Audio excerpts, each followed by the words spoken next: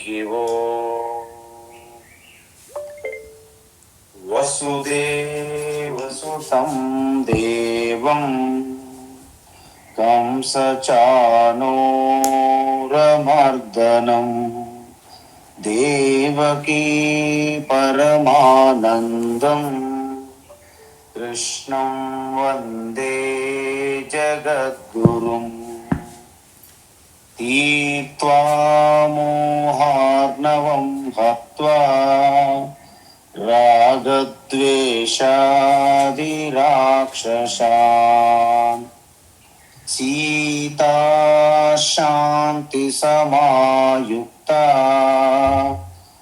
ఆత్మా రామో విరాజతే.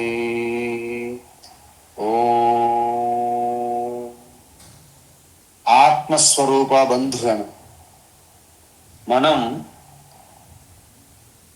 భగవద్గీత జ్ఞానయజ్ఞంలో భాగంగా 10వ అధ్యాయం విభూతి యోగం చూస్తున్నాము. దానిలో భగవాన్ నిర్గుణ ఆత్మస్వరూపతత్వం యొక్క విభూతి చెప్పారు. తరువాత ఈ వ్యక్తమైనటువంటి ఆ విభూతులు చెప్పారు. తరువాత పురాణాలలో ఏవైతే చెప్పబడినవో అవి కూడా నా యొక్క విభూతులుగా చెప్తున్నారు. అయితే నిన్నటి క్లాసులో ఆయుధాన అహం వజ్రం అన్నాను. దాని గురించి పూర్తిగా నేను వివరణ ఇవ్వలేదు, పైన చెప్పాను. ఎందుకంటే దేవతలు అసురులు ఆ యొక్క స్వాభావికంగా వారికి శత్రుత్వం, మన లోపల ఉన్నటువంటి ఈ నెగిటివ్ ఫోర్స్, అదేవిధంగా పాజిటివ్ ఫోర్సెస్కి, దైవీ సంపత్తికి ఆసురిక సంపత్తికి ఎలాగైతే నిరంతరము శత్రుత్వం ఉంటుందో, అదేవిధంగా వృత్తాసురుడు అనే ఒక అసురుడు ఉంటాడన్నమాట. ఆయనకి ఎటువంటి శస్త్రాలతో ఆయనకి మరణం లేదు. అందువలన అది ఎలా అంటే ఇటువంటి మెటల్ అంటే ఇటువంటి ఒక ధాతువుతో తయారు చేసినటువంటి శస్త్రాలతో ఆయనకి మరణం లేదు. అందువలన దదీచి అనే ఒక మహర్షి ఉంటారు. ఆయన గొప్ప తపస్వి అన్నమాట. ఆయన తపస్సుకి మెచ్చి శివుడు ఆయన పూర్తి ఎముకలు కూడా వజ్రతుల్యం అగుగాక అని ఆయనకి ఏదైతే వరం ప్రసాదించారో ఆ విషయం తెలుసుకున్నటువంటి ఇంద్ర వృత్తాసురుని దగ్గరికి వెళ్ళి ప్రాధేయపడతారు. అయితే తను ఎముకలు ఇవ్వాలంటే తన ప్రాణత్యాగం చేయాలి కదా. అందువల్ల దేవతల యొక్క విజయం కోసం, దేవతల విజయం అంటే జగత్ కళ్యాణం అర్థం, జగత్ కళ్యాణం కోసం వృత్తాసురుడు కూడా సహజ సమాధికి వెళ్ళి సజీవ సమాధిగానే తన ఎముకలను ఇవ్వడం జరిగింది. తద్వారా ఆ వజ్రాయుధాన్ని తయారు చేశారు విశ్వకర్మ. అంటే ఏంటి? ఈ వజ్రాయుధం అనేది ఏ విధంగా వచ్చింది? వజ్రాయుధం ఆధ్యాత్మిక తపశ్శక్తి. అంటే ఆధ్యాత్మిక శక్తి వల్ల ఏర్పడినది కాబట్టి సర్వ శస్త్రాలలో వజ్రాయుధం శ్రేష్టమైనది కాబట్టి నేనుగా అంటే నన్నుగా పరమాత్మగా గుర్తించి నా విభూతిగా దర్శించవలను అని చెప్పారు. అదేవిధంగా మనం ఇంకోసారి చూసాం విశ్వామిత్రుడికి వశిష్ఠునికి. నక్షత్రియ బలం బ్రహ్మ తేజో బలం ఏవ బలం. క్షత్రియ బలము శస్త్రాల బలం కాదు, తపస్సు ఆధ్యాత్మిక శక్తి బలమే బలము అని విశ్వామిత్రుడు చెప్పారు. అదేవిధంగా మనము ధేనూనాం కామధుక్ అంటే గోవులు సాధారణంగా పాలు మాత్రం ఇస్తాయి, కానీ కామధేను మీరు ఏమి కోరితే అది ఇస్తుంది. కాబట్టి ధేనువులలో కామధేను నేను అని చెప్పారు భగవాన్. అదేవిధంగా ప్రజనశ్చాస్మి కందర్ప. ఇక్కడ చూడండి, కందర్ప అంటే కోరిక, అంటే కామం. అందుకే భగవాన్ 7వ అధ్యాయం చెప్పారు ఏమిటి? ధర్మ అవిరుద్ధో భూతేషు కామోస్మి భరతర్షభ. 7, 9 అధ్యాయములలో సంక్షిప్తంగా చెప్పారు విభూతులు. వాటిని విస్తారంగా 10వ అధ్యాయంలో చెప్తున్నారు. అందువలన ధర్మానికి విరుద్ధం కాని, అంటే చూడండి, ఈ జగత్తులో మీరు దేనినైనా సృష్టించాలన్నా, అంటే ఈవెన్ అన్నం భోజనం వండాలన్నా మీకు కోరిక కలగాలి ఫస్ట్. అంటే సృష్టిలో మనం ఏది ఉత్పత్తి చేయాలన్నా, ఏది సృష్టించాలన్నా దాని వెనక ఉన్నటువంటి బలమైన కోరికనే కందర్ప అంటారు. అందువలన జగత్ సృష్టి అంతా కూడాను మూల కారణం ఏంటి? కోరిక. ఈవెన్ భగవాన్ సో అకామయత అంటే ఈ సృష్టి నేను బహువిధములుగా అగుదును గాక అనే ఈశ్వరునిలో కూడా కోరిక కలిగింది అంటారు ఉపనిషత్తులు. అంటే మన వేదాంతం ప్రకారం కూడా మన జన్మ దేని వల్ల వచ్చింది? పూర్వజన్మ కర్మ వల్ల. మరి పూర్వజన్మ కర్మ దేని వల్ల వచ్చింది? అది కూడా కోరిక వల్లేగా. అంటే ఆ కోరిక మూల కారణం ఏదైతే ఉందో అది కందర్ప, అది ఈశ్వరుని యొక్క విభూతిగా దర్శించవలెను. సర్పానాం వాసుకి అని చెప్పాం. అంటే విషసర్పములలో వాసుకి అంటే శివుని యొక్క మెడలో ఉన్నటువంటి ఆ పామునే వాసుకి అంటారు. కానీ ఎప్పుడైతే ఆ విషము కలిగి ఉంటుందో దాన్ని మనం దూషిస్తాం. ఆ విషమును మనము పారదోలినప్పుడు భూషణంగా మారిపోయింది, దూషణం కాస్త భూషణం అయిపోతుంది. అందుకే శివుని మెడలో స్థానం సంపాదించగలిగినది. సో ఈ విధంగా మనం చూసాము. తర్వాత అనంతశ్చాస్మి నాగానాం. అమ్మా, అనంతశ్చాస్మి నాగానాం, అనంతశ్చాస్మి నాగానాం. వరుణో యాదసామహం, వరుణో యాదసామహం, వరుణో యాదసామహం. పితॄణామర్యమా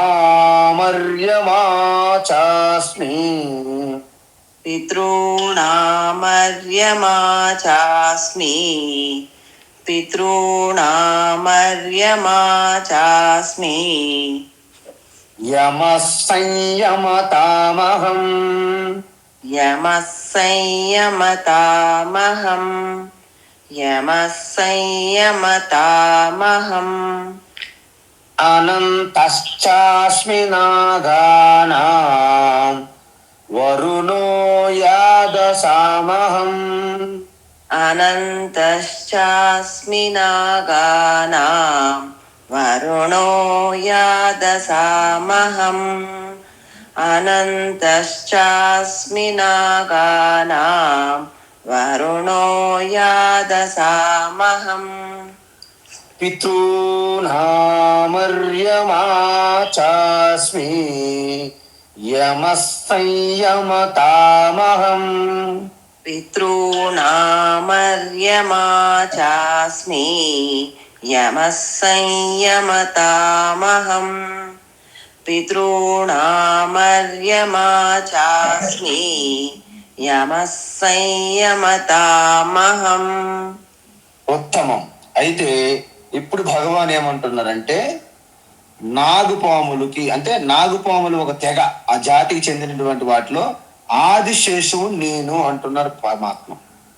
ఇప్పుడు మీరు చెప్పండి, ఇంతకుముందు సర్పాలలో వాసుకి నేను అన్నారు, ఇప్పుడు నాగుపాముల్లో ఆదిశేషుడు నేను అంటున్నారు. రెండు పాములు అనిపిస్తుంది కదా.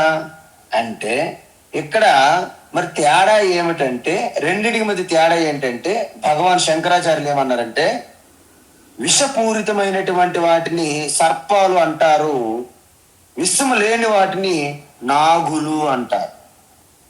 అర్థమైందండి.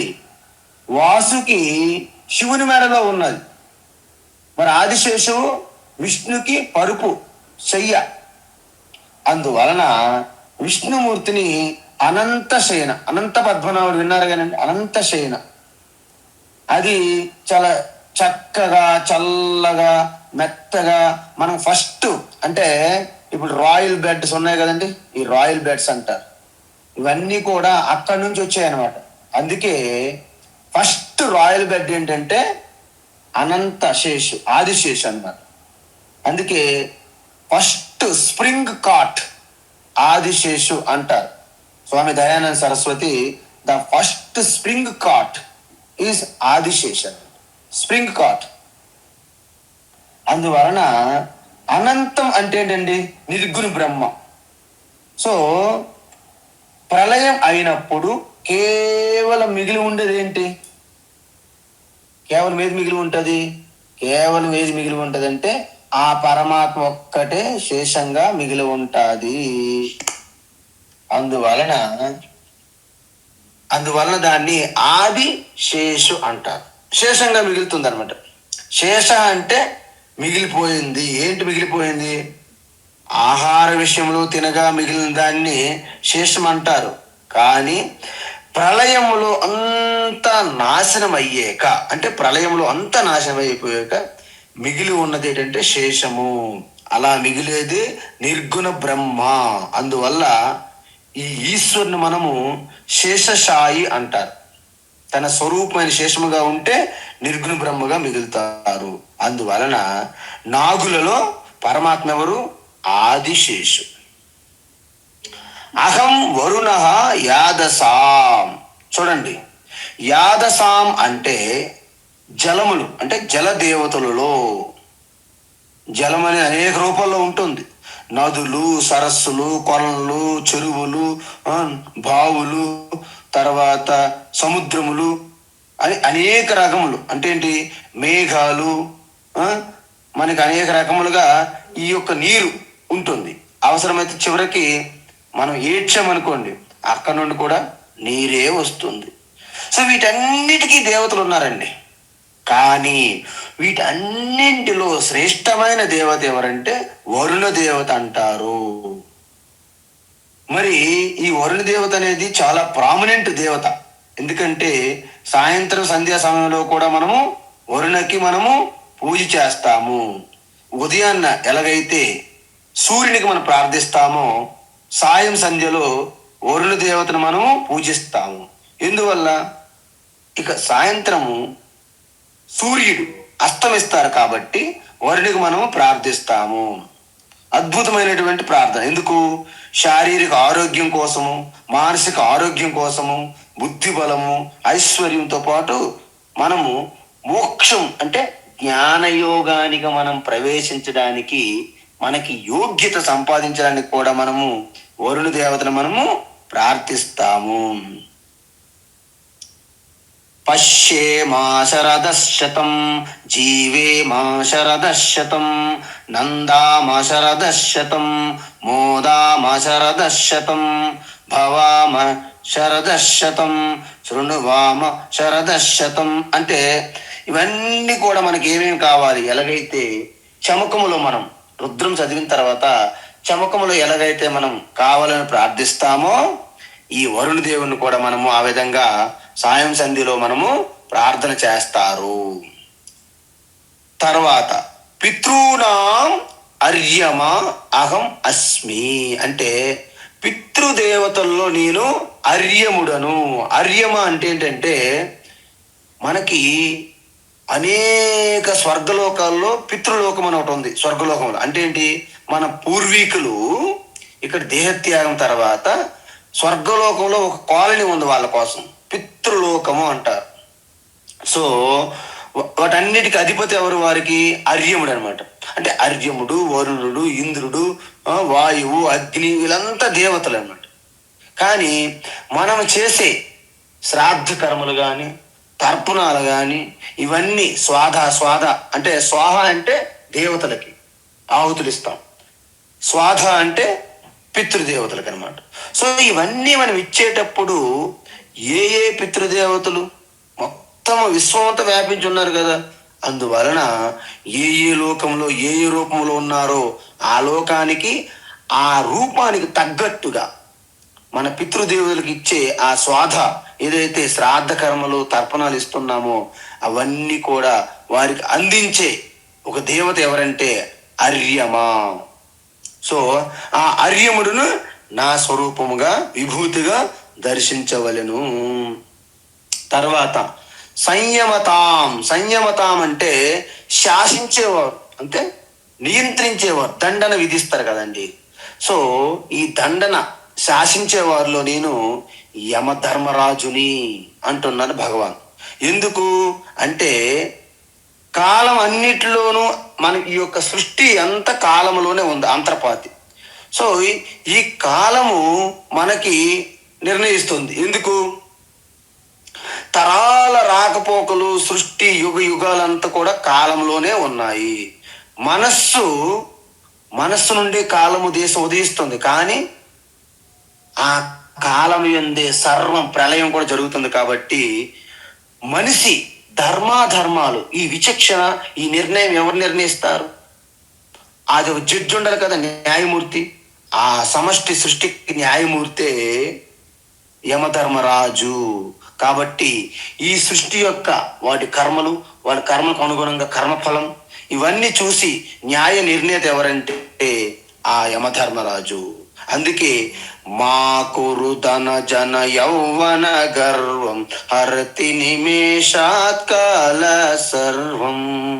కాలం అంటే మన గర్వాన్ని, మన ధనాన్ని, మన యవ్వనాన్ని, మన శక్తిని, మన ధన దౌలత్తుని, మన పేరు ప్రఖ్యాతల్ని క్షణంలో అలాగ గాల్లో కలిసిపోతుంది. అందువలన కాలం చాలా పవర్ఫుల్. జగత్తమే మహాబలవాన్ అట. ఈ కాలము, సమయము మహాబలవాన్ అంటారు. అందువలన ఈ సంయమతం అంటే నియంత్రకులు, దండకుల్లో యమధర్మరాజు నేను అని చెప్పారు. సో ఈ విధంగా మనకి 29వ శ్లోకం మనము చూసాము. ప్రహ్లాదశ్చాస్మి దైత్యానాం ప్రహ్లాదశ్చాస్మి దైత్యానాం కాలః కలయతామహం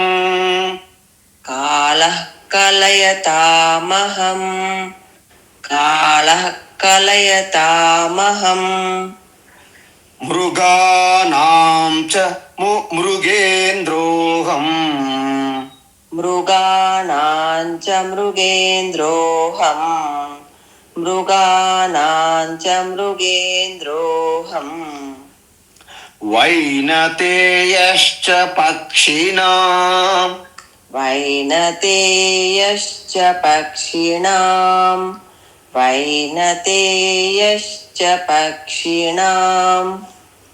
ప్రహ్లాదశ్చాస్మి దైత్యానాం కాలః కలయతామహం ప్రహ్లాదశ్చాస్మి దైత్యానాం కాలః కలయతామహం ప్రహ్లాదశ్చాస్మి దైత్యానాం కాలః కలయతామహం మృగాణాం చ మృగేంద్రోహం వైనతేయశ్చ పక్షిణాం మృగాణాం చ మృగేంద్రోహం వైనతేయశ్చ పక్షిణాం మృగాణాం చ మృగేంద్రోహం వైనతేయశ్చ పక్షిణాం.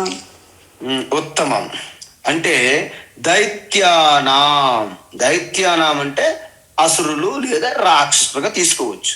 సో రాక్షసులలో అత్యంత గొప్ప భక్త, జ్ఞాని, వినయశీలి, వివేకవాన్ అయినటువంటి ప్రహ్లాదన్ నేను అంటారు.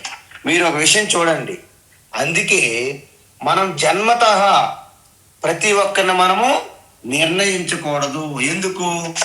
జన్మ వల్లే కేవలం అన్ని సాధ్యం కాదు. జన్మ కూడా మీకు ఒక వాతావరణాన్ని అయితే కల్పించవచ్చును, కానీ జన్మతో మాత్రమే అన్ని సిద్ధిస్తాయంటే అది కూడా పొరపాటే. ఎందుకు? మనకి పురాణాల్లో తెలుసు, కశ్యప ప్రజాపతి యొక్క ఇద్దరు భార్యలలో ఒకరు అదితి, రెండవ భార్య దితి. అదితి భార్య యొక్క బిడ్డలు ఆదిత్య అంటే దేవతలు. దితి యొక్క సంతానాన్ని దైత్య అంటే రాక్షసులు, అసురులు. సో ఈ విధంగా వారిద్దరు తల్లులు బిడ్డలు అయినప్పటికీ తండ్రి ఒక్కరే. ఎందుకు? ఈ మనము సృష్టి ఆరంభంలోనే చూసాం. ఎందుకంటే సప్త ఋషులు, సనక సనాదులు, తర్వాత 14 మంది మనువులు అంటే ప్రజాపతులను సృష్టి చేశారు. అలాంటి ప్రజాపతుల్లో కశ్యప ప్రజాపతి ఒకరు ముఖ్యమైన వారు. ఇలా ఉండడం వలన అందువలన వాళ్ళకి ఆరంభం నుండే శత్రుత్వం అన్నమాట, దేవతలుగా రాక్షసులుగా.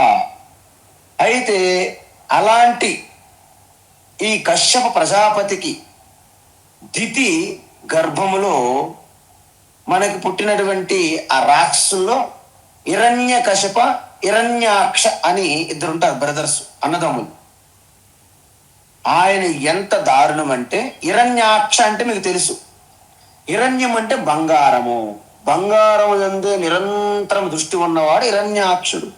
హిరణ్య కశ్యపుడు అంటే ఆ బంగారాన్నే భోగించేవాడు, భోక్త, ఎంజాయర్, హిరణ్య కశ్యపు. సో ఒకడు సంపాదించడం, ఒకడు ఖర్చు పెట్టినట్టు, ఇంటి నుంచి ఇద్దరు అన్నదమ్ములు. సో ఈ విధంగా వాళ్ళకి మీకు తెలుసు, జయ విజయులే సనక సనందులకి అడ్డుకోవడం వలన శాపగ్రస్తులై వీరు భక్తిపూర్వకంగా మత్స్యలోకములు, భూలోకములు 7 జన్మలు పొందుతారా, మరి నాకు శత్రుత్వం, వైరిగా 3 జన్మలు పొందుతారా అని వరం అడిగినప్పుడు విష్ణుమూర్తికి ఏమన్నారంటే, 7 జన్మలు మీకంటే దూరంగా ఉండడం కంటే 3 జన్మలు శత్రువులుగానే ఉంటామని కోరుకున్నారంట వాళ్ళు. సో ఆ విధంగా అత్యంత శత్రువులుగా ఉంటారనమాట. అలాంటి హిరణ్యకశిపునికి పుట్టినటువంటి ప్రహ్లాద జన్మతః ఓం నమో నారాయణాయ అనే ఒక మంత్రం తప్ప వేరే మాటే లేదు ఆయనకి. అలా అందువలన మరి అంత గొప్ప అంటే భాగవతోత్తముడు అనమాట. ఎందుకు భాగవతోత్తముడు అంత గొప్పవాడు అంటే, మన యొక్క సనాతన ధర్మంలో, హిందూ సంప్రదాయంలో ప్రాతకాలంలోనే అలాంటి భాగవతోత్తమ భక్తుల్ని స్మరించుకోమంటారు. వారిలో ప్రప్రదంగా ప్రహ్లాదుడి పేరు ఉంటుంది. ప్రహ్లాద నారద పరాశర పుండరీక వ్యాసాంబరీష సుఖ సౌనక్క భీష్మదాల్భ్యాన్ రుక్మాంగదార్జున వశిష్ఠ విభీషణాదీన్ పుణ్యనిమాన్ పరమ భాగవతాన్ స్మరామి. అంటే పుణ్యాన్ ఇమాన్ పరమ భాగవతాన్ స్మరామి. వీళ్ళందరూ భాగవతోత్తములు, భక్తులు, గొప్ప భక్తులు. కానీ వారందరిలోనూ అగ్రగణ్యుడు, ప్రథముడుగా పెట్టింది ఎవరికి? ప్రహ్లాద. హ్లాదం అంటే ఆనందము, ప్రహ్లాద అంటే ప్రకర్షణ ఆనందము, అత్యుత్తమ ఉత్కృష్టమైన ఆనందాన్ని పంచేవాడి పేరు ప్రహ్లాద. అద్భుతమైన పేరు. సో ఈ విధంగా ప్రహ్లాదుడి గురించి చెప్పాలంటే మనకి శ్రీమద్ భాగవతంలో ఆ యొక్క ప్రహ్లాదని యొక్క స్టోరీ మనం చూస్తే అద్భుతమైనటువంటి భక్తి మనకు సహజంగానే పెళ్ళుబుకుతుంది అన్నమాట. అదేవిధంగా ఏమంటున్నారంటే కలయతాం. కలయతాం అంటే కాలాన్ని లెక్కించే వారిలో నేను కాలహ. అంటే కాలాన్ని లెక్కించే వారిలో నేను కాలహ అంటే ఏంటండి? యమధర్మరాజు దగ్గర చిత్రగుప్తుడు అని పెడుతుంటారు మన సినిమాల్లో. అంటే ఆ కాలాన్ని లెక్కిస్తాడు ఆయన. లెక్కించే వారిలో చిత్రగుప్తుడు నేను అని చెప్పారు. ఎందుకు? ఇంతకుముందు మనం చూసాం ఆల్రెడీ సంయమతంలో యమధర్మరాజు వచ్చేసారు. కాబట్టి ఇక్కడ కాల అంటే చిత్రగుప్తుని మనము తీసుకోవాలి. మీరు చూడండి, మనము అంటే మన పుణ్యపాపాల కర్మలన్నిటి రాసిపెట్టి మనం లేచినప్పటి నుండి పడుకున్నంత వరకు, ఈ శరీరం పొందినప్పటి నుండి ఈ శరీరం పంచభూతాల్లో కలిసినప్పటికీ ఇలాంటివి అనేక కోటి కోటి జన్మల్లో అనేక లక్షల జీవరాశుల యొక్క ఆ కర్మ ఫలాలు, వాటి యొక్క లెక్కలు ఎంత అద్భుతంగా లెక్కిస్తే తప్ప ఈ సృష్టిలో చిన్న విషయం మనం మిక్స్ అయిపోతాం, అన్నిట్లో కలిసిపోతాం. మరి అలాంటిది అద్భుతమైనటువంటి ఈ సృష్టి రహస్యం, ఈ కర్మఫలం జరుగుతుంది. కాబట్టి దాన్ని లెక్కించేవారు చిత్రగుప్తుడు, విభూతి నాది అంట. చూడండి, మనము ఒకరికి పాపం వచ్చిందనుకోండి, అలా ఆరోగ్యం బాగోలేదు. సో పాప కర్మ వలన ఆరోగ్యం బాగోలేనప్పుడు వారిలో కూడా పుణ్యం ఉంటుంది. కాబట్టి కొంతమంది వారికి సేవ చేసే విధంగా వారి చుట్టూ ఉంటారు. కానీ చూడండి, వారిలో కూడా పాపం చూడండి, సేవ చేసే వారిలో. ఎందుకు? నిద్ర ఆహారాలు మాని సేవ చేయాల్సి ఉంటుంది. సో వారి యొక్క పాపం అంటే పాప పుణ్యాలనే మనకు అర్థం కావు. నాకు అనారోగ్యం వచ్చింది నా పాపం వలన, కానీ నాలో పుణ్యం కూడా ఉంది. నాకు చుట్టూ ఉన్నారు సేవ చేయడానికి, అది నా పుణ్యం. వాళ్ళలో పుణ్యం ఉన్నది, వాళ్ళకి అనారోగ్యం రాలేదు, కానీ వారిలో పాప ఫలం కూడా ఉన్నది. ఏంటి? వారు నిద్రాహారాలు మాని ఇంకొకరి సేవ చేయాలి. సో ఈ పుణ్యము పాపం అనేది ఎవరికి అర్థం కాదండి. అంత ఒకరితో ఒకరు, ఒకదానితో ఒకటి ముడిపడి ఉంటున్నాయి పుణ్యపాపాలు. అందువలన అమ్మో ఇలా అనారోగ్యంగా ఉన్నారు, వాళ్ళకే పాపం అనుకుంటారండి. ఆ ఇంట్లో ఉన్న అందరు కుటుంబ సభ్యులందరూ కూడాను ఆ యొక్క బాధ పడుతూనే ఉంటారు. కాబట్టి వాళ్ళ పాపం కూడా అందులో ఉందని అర్థం. సో ఈ విధంగా మనకి ఈ కలయతాం అంటే కాలాన్ని లెక్కించే వారిలో చిత్రగుప్తుడు నేను అన్నారు. తర్వాత మృగానాం అంటే మృగములు, వైల్డ్ యానిమల్స్ అంటారు. అంటే అడవులలో భయంకరంగా ఉండేటువంటి సింహము, పులి, ఎలుగుబంటి ఇలాంటివి ఏవైతే మృగాలు ఉన్నాయో, ఈ మృగాలన్నిట్లో, జంతువులన్నింటిలో రాజు ఎవరు? సింహం అండి. ఎందుకంటే సింహం అనేది జీవిస్తే సింహంలా జీవించాలరా అంటారు. అంటే లైన్ రోర్. ఒక్కసారి సింహం బయటకు వచ్చి ఒక గర్జన చేస్తే జంతువులన్నీ పటా పంచులైపోయి దిక్కులు మరిచిపోయి అవి ఎటు పరుగులు తీస్తున్నాయా అనేది అర్థం కాదంట. అందుకే ఒక్కసారి సింహ గర్జనలో ఆ జింక కన్ఫ్యూజ్ అయిపోయి సింహానికి ఎదురుగా వచ్చేస్తుంది ఒక్కొక్కసారి. తర్వాత సింహం ఎప్పుడు కూడాను రారాజు అనమాట. తను ఎప్పుడు సింగిల్గా ఉంటుంది, తనతో పాటు ఎవరిని తోడు తీసుకోదు. అబ్బో నేను ఒక్కదాన్ని, నాకు ఎలా నిద్ర పడుతుంది, నేను ఒంటరిని, నా జీవితం అనే ఎప్పుడూ లేదు సింహానికి. సింహావలోకనం అంటారు. సింహం ఒక్క అడుగు ముందేసే ముందు ఒక్కసారి ఇలా చుట్టలాగా అబ్జర్వ్ చేస్తారు, అప్పుడే అడుగు ముందుకు వేస్తుంది. అదే మీరు ఏనుగు చూడండి, ఏనుగంత భయస్తూ ఇంకే జంతువు ఉండదు. కానీ ఎక్కడ ఉండాలన్నా గుంపులుగా జీవిస్తాయి. ఏనుగులు అన్ని రెస్ట్ తీసుకుంటే ఒక ఏనుగు కాపలా కాస్తుంది, మీకు తెలుసో లేదుగా.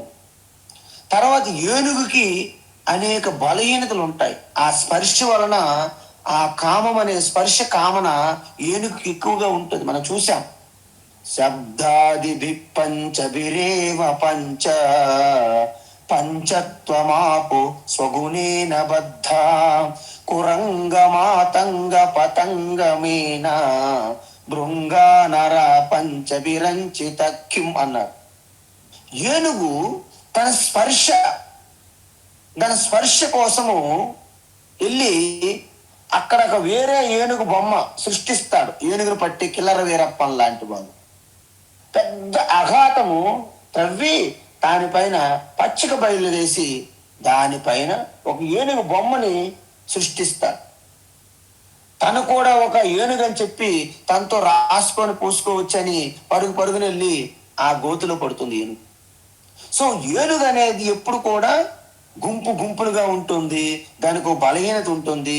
దానికి ఈ యొక్క సింహం ఉన్నటువంటి ఆ శౌర్యం, ఆ ధైర్యం, ఆ క్లారిటీ అనేది లేదనమాట. అందువలనే ఏనుగుకి సింహం స్వప్నంలోకి వచ్చిన ఏనుగు చనిపోతుంది అంటారు. అందువలనే ఏనుగు కంటే సింహం కంటే ఎన్నో రెట్లు శారీరక బలం ఉన్నప్పటికీ సింహం ముందు నిలబడలేదు ఏనుగు. అందువలన జంతువులలో రాజు అయినటువంటి సింహం కాబట్టి ఆ సింహం అనే విభూతిని నేను అని భగవాన్ పరమాత్మ శ్రీకృష్ణ చెబుతున్నారు. సో ఈ విధంగా మృగాలలో సింహాన్ని నేను. వైనతేచ పక్షినాం అంటే పక్షులలో వైనతేయ. పక్షులు ఎవరండి? వైనతేయ. ఎందుకు? పక్షుల్లో నేను గరుత్మంతుని అంటున్నారు. అంటే వైనతేయ అంటే గరుత్మంతుని ఇంకో పేరు ఏంటండి? వైనతేయ. ఎందుకంటే ఆ పక్షి సాక్షాత్తు పరమాత్మకి వాహనంగా పెట్టారు. అత్యంత శక్తి, అత్యంత వేగం. పక్షే యస్య స్థః ఇది పక్షి అంటే ఏంటండి? పక్షుల్లో అంటే ఈ యొక్క బలమైనటువంటి, అందుకే గరుత్మంతుడు మిగతా పక్షుల్లో రాజు అనమాట. చిన్న కథ ఒకటి ఉంది. ఏంటంటే తిత్తిరి బర్డ్స్ ఉంటాయి. అంటే ఏంటి? పక్షులు ఏవైనా సరే కార్యాన్ని ప్రారంభిస్తే చివరి వరకు విడిచిపెట్టమంట. ఒకసారి సముద్ర తీరంలో తిత్రీ బర్డ్స్ పక్షులు గుడ్లు పెట్టినది. సో సముద్ర కెరటాలతో కొట్టేసింది. అది కొట్టిన తర్వాత ఏమైంది? వెంటనే ఆ తిత్రీ బర్డ్ అంటే చిన్న పిచ్చుక కంటే, స్క్విరల్ కంటే చిన్నగా ఉంటది. అది వెంటనే కోపించింది. నేను విడిచిపెట్టేది లేదు. ఓ సముద్రమా, నా యొక్క గుడ్లను వెనక్కిస్తావా, లేకుంటే ఎగ్స్ గుడ్లను వెనక్కిస్తావా, లేకుంటే సముద్రాన్ని ఇంకింప చేయాలా అంటది. అబ్జర్వ్ చేసేలా అంటది. సముద్రం ఏ స్పందించదు అనమాట. అయితే వెంటనే తను చిన్న గడ్డి పరుగు తీసుకొచ్చి ఆ యొక్క నీటిని అలా తీసి బయట వేస్తుంటది అనమాట. ఇంతలో నారద మహర్షి వచ్చి ఏం చేస్తున్నా అంట. సముద్రాన్ని ఇంకింప చేస్తున్నాను. అబ్బో, దీని సంకల్పం, దృఢమైన సంకల్పం చాలా అద్భుతంగా ఉన్నదని గరుత్మంతుని దగ్గరికి వెళ్ళారు. ఎవరు? నారద మహర్షి. ఆయన ఎప్పుడు లోక కళ్యాణంగా చేస్తారు ప్రతి ఒక్కటి. వెళ్ళి చూడు, మీ పక్షి జాతుల్లో ఉన్నటువంటి ఆ యొక్క తిత్తిరి బారుడు పక్షి ఎంత కష్టపడి సముద్రంలో తన గుడ్లు ఉన్నాయి అని ప్రయత్నిస్తుంది. మరి మీ యొక్క పక్షి జాతీయులు కష్టపడుతుంటే మీరేమి సహాయం చేయరా అన్నారు. వెంటనే గరుత్మంతుడు వచ్చి ఆ సముద్రంతో ఒక మాట చెప్పారు. నీవు ఆ గుడ్లను వెనక్కిస్తావా, నీ సముద్రాన్ని ఇంకింపు చేయాలా అని ఒక్క ఉదుట్న ఇలాగ బయటికి తన యొక్క రెక్కలతో ఒక్కసారి తన ప్రతాపాన్ని చూపెట్టారని గరుత్మంతుడు. వెంటనే సముద్రుడు వచ్చి భయపడి, మహాప్రభు మీరొచ్చి మమ్మల్ని ఇలా చెప్పాలా అని ఆ గుడ్లను తీసుకొని వెనక్కి ఇచ్చాడు సముద్రుడు అనే కథ ఉంది. అదే కాకుండా మీ అందరికీ తెలుసు, గరుత్మంతుడు వినత అనే ఒక పక్షి ఉంటది అనమాట. ఆ పక్షికి వాళ్ళకి ఏంటి వైనతేయ అంటారు. అందువలన దానికి ఒక వరం ఉన్నదనమాట. ఆ వరం ప్రసాదం వలన విష్ణుమూర్తికి వాహనంగా అయ్యిందని చెప్తారు. సో ఈ విధంగా పక్షుల్లో శ్రేష్టమైన పక్షి గరుత్మంతుడు. ఆ గరుత్మంతుడు నా యొక్క విభూతి అని దర్శించు, ఉపాసన చెయ్యి అని చెప్పారు. పవన పవతామస్మి పవనః పవతామస్మి పవనః పవతామస్మి రామశస్త్రభృతామహం. రామశస్త్రభృతామహం. రామశస్త్రభృతామహం.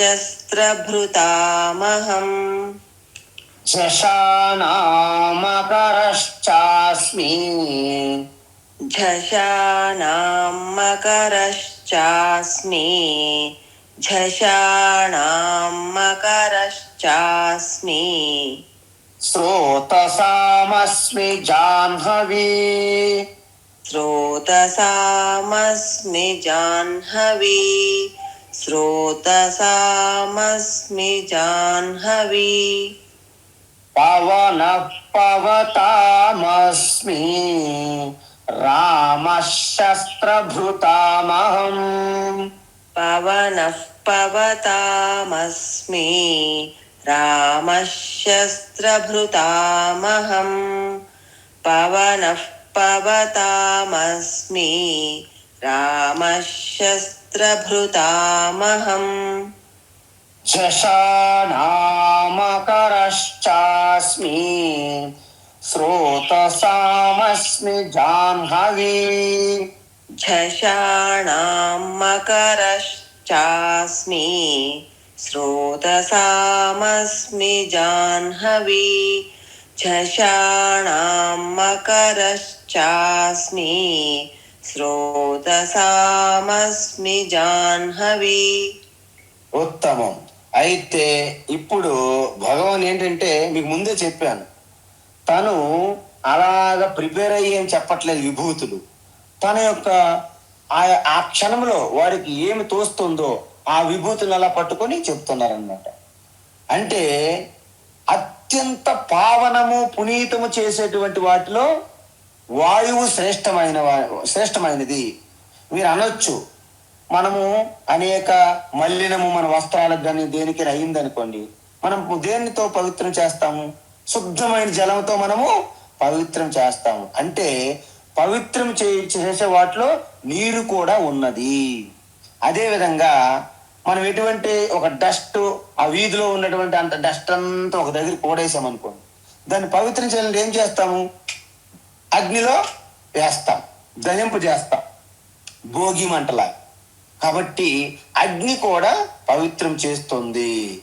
కానీ వీటన్నిటికంటే కూడా శుద్ధి చేసే వాటిలో ఈ యొక్క వాయువు కూడా చాలా పవిత్రమైనది. ఎందుకంటే మనం అంతా శుద్ధం చేసి మన ఇల్లు తాళం వేసి యాత్రకు వెళ్ళాం ఒక 15-20 రోజులు. తిరిగి వచ్చేసరికి తాళం తీసామనుకోండి, ఒక రకమైనటువంటి దుర్గంధమైన వాసన వస్తుంది.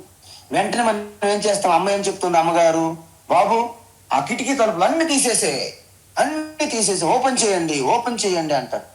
ఎందుకు?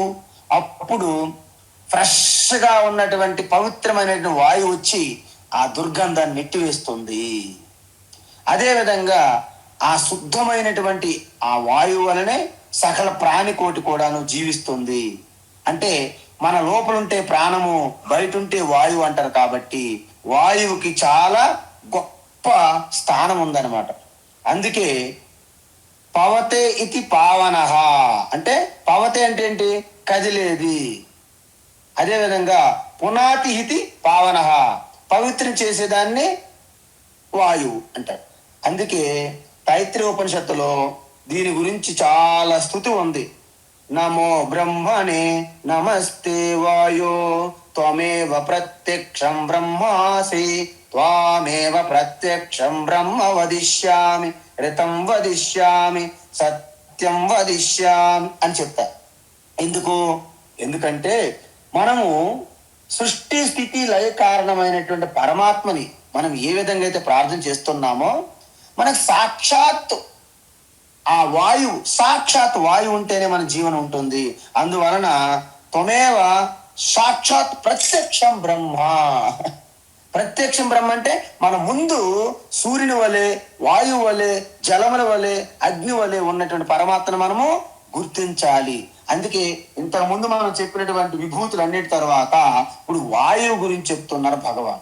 అందుకే ఈ పంచభూతములు కూడా ఆ యొక్క పరమాత్మ యొక్క విభూతులే.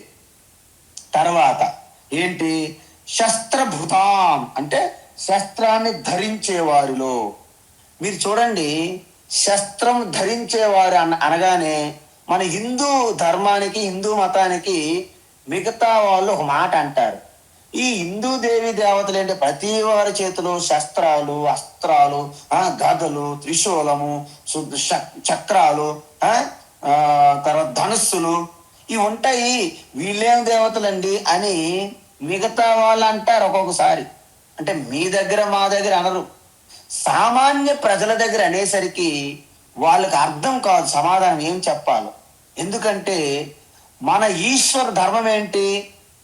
పరిత్రాణాయ సాధూనా వినాశాయ చ దుష్కృత ధర్మ సంస్థాపనార్థాయ సంభవామి యుగే యుగే యదా యదా హి ధర్మస్య గ్లానిర్భవతి భారత్. అది కాబట్టి మన యొక్క దేవీ దేవతలలో ఈ శస్త్రాలు ఉండడానికి కారణం ఏంటంటే, సపోజ్ విష్ణు తీసుకున్నారు అనుకోండి, శంఖం ఉంటుంది, కమలం ఉంటుంది, పద్మము రెండు ఉన్నాయి, తర్వాత గద, సుదర్శన చక్రం ఉన్నది. చూడండి, ఫస్ట్ ఆయన శంఖముతో లేపుతాడు, మనల్ని ఉత్తేజపరుస్తారు, జాగృతం చేస్తున్నారు భగవాన్ శంఖముతో. అయినా మనం లేగల. ఒకవేళ లేచిన వాళ్ళు ఉన్నారనుకోండి, వారికి ఆ కమలం ఇస్తారు, పద్మం. నాయన bless you, I will bless you అని.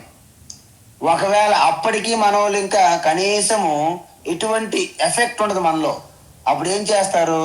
గదతో 2 మొట్టికాయలు పెడతారు. అప్పుడు మనం అలర్ట్ అవుతాం. అప్పటికి అలర్ట్ అవరు శిశుపాలుడు వలె. అప్పుడు ఏం చేస్తారు?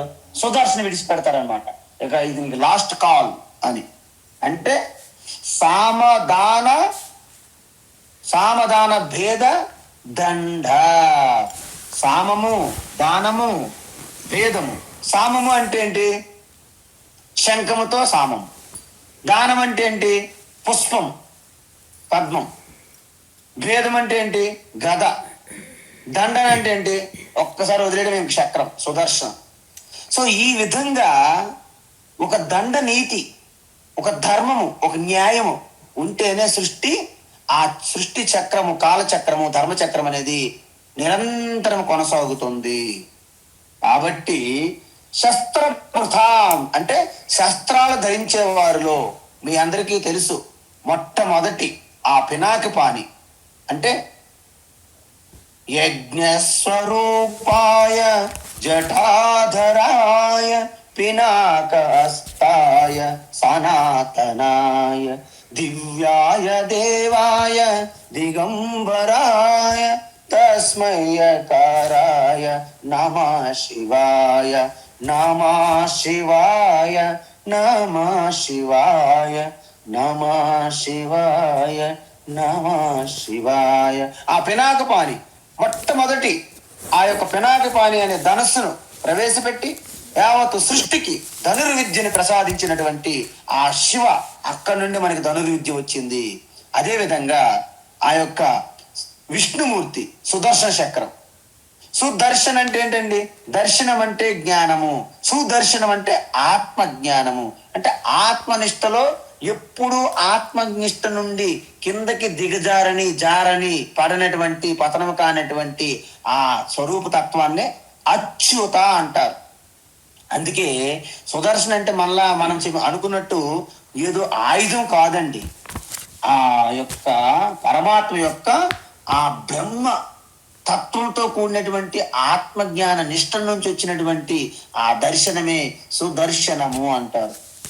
కాబట్టి ఇలా ఎన్ని దేవీ దేవతలు ఎంతమంది ధరించినటువంటి శస్త్రాల్లో కూడాను శ్రీరామచంద్రుడు ధరించినటువంటి కోదండపాణి చాలా అద్భుతమైనటువంటి శస్త్రం. ఎందుకు? ఎంతో మంది ధనుర్ధారులు ఉన్నారు, అర్జునుడు లాంటి వాళ్ళు.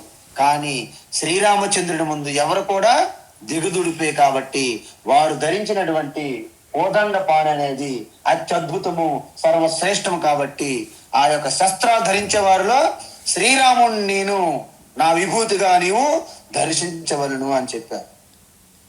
అదే విధంగా జషానా మకరహ. జషానాం అంటే మీకు విషయం తెలియాలి. జషానాం అంటే అంటే నీటిలో నివసించే జంతువులకి జషానాం అంటారు. ఓకే, ఈ నీటిలో ఉన్న జంతువుల్లో మీకు తెలుసు, మొసలు ఉంటుంది, షార్క్ ఉంటుంది, వేల్ అంటారు, అనేక తిమింగలాలు, అనేక వాటర్ బఫెలోస్ అంటారు, అనేక జంతువులు ఉన్నాయి. కానీ వాటన్నిటికంటే జంతువుల్లో అంటే జలచరాలలో చూడండి, గజేంద్ర మోక్షం మనం చూసాం. గజేంద్ర మోక్షంలో ఇంత పెద్ద బలమైనటువంటి ఆ ఏనుగుకి నిజంగా ముప్ప తెప్పలు పెట్టి ఇక చావు బతుకుల్లో ఉన్న ఈశ్వర అని ప్రార్థన చేసినప్పటికీ ఆ బలం ఏంటండి? నీటిలో ఉన్న బలమైనటువంటి వాటిలో మకరం నేను అని చెప్పారు. మకరం అంటే తెలుసు కదా, మొసలి అంటారు. కొంతమంది మొసలి కంటే ఏదో వేరే తిమింగలం అని కూడా అనొచ్చు, కొంతమంది అంటారు. కానీ ఏదేమైనప్పటికీ ఈ జలములు అంటే నీటిలో నివసించే జంతువుల్లో ఏదైతే పెద్ద జంతువు అయిందో, మీరు తిమింగలం అనుకుంటే తిమింగలం అనుకోండి, మరి కొంతమంది మకర అంటే మొసలి అనుకుంటే మొసలు అనుకోండి. కానీ ఏదైనా పెద్ద జంతువా అది నా విభూతి అంటున్నారు భగవాన్. శ్రోతసాం అస్మి జాహ్నవి. ఇంతకుముందు మనం కథలో చెప్పాం గంగావతరణం.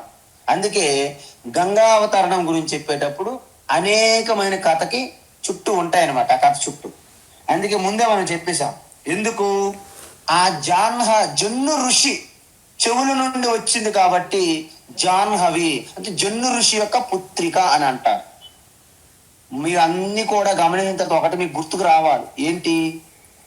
ఆ యొక్క బ్రహ్మ విద్య ఈశ్వరు నుండే వస్తున్నది. అందుకే గంగను జ్ఞాన గంగ, ఆత్మ జ్ఞానంగా పోలుస్తారు మన వాళ్ళు. కాబట్టి ఈ విధంగా మనము బ్రహ్మ విద్య ఈశ్వరు నుంచి వచ్చింది. అదే విధంగా కర్ణ పరంపర గురు శిష్యులకి విని శిష్యుడు మళ్ళీ తన శిష్యులకు చెప్పాలి. కాబట్టి దీన్ని కర్ణ పరంపర. కాబట్టి జన్ను ఋషి చెవుల నుండి వచ్చింది కాబట్టి జాహ్నవి అయింది. అంటే బ్రహ్మ విద్య కూడా కర్ణ పరంపర ద్వారా వచ్చింది. సో ఈ విధంగా మనము ఇప్పుడు ప్రస్తుతానికి ఈ యొక్క శ్లోకం రేపు పూర్తి చేస్తాను. అదే విధంగా అతి త్వరలోనే ఈ విభూతి యోగం అవుతుంది. తర్వాత వీటి యొక్క అల్టిమేట్ క్లైమాక్స్ మీరు 11వ అధ్యాయంలో చూస్తారు. హరి ఓం తత్సత్. సర్వం శ్రీ కృష్ణార్పణమస్తు.